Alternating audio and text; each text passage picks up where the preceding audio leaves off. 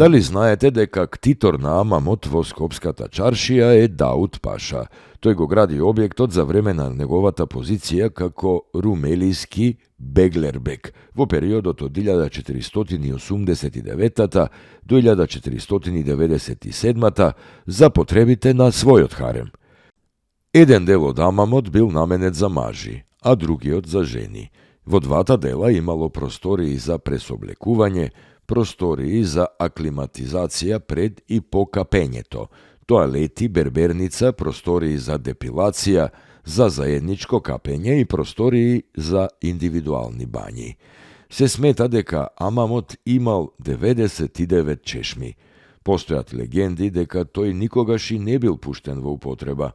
Христијанското население ја раскажува приказната за некаква клетва кон овој објект поради градењето врз темели од стара црква. Затоа, на првиот ден од неговото отворање, наместо вода, според легендата се појавиле змии кои ја каснале ќерката на Дауд Паша, пошто тој наредил Амамот да се затвори.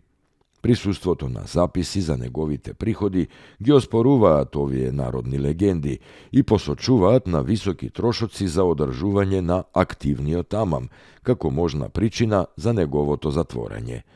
Се верува дека објектот бил и значително оштетен во природните катастрофи, како што беше големиот земјотрес во 1555 година или големиот пожар од 1689.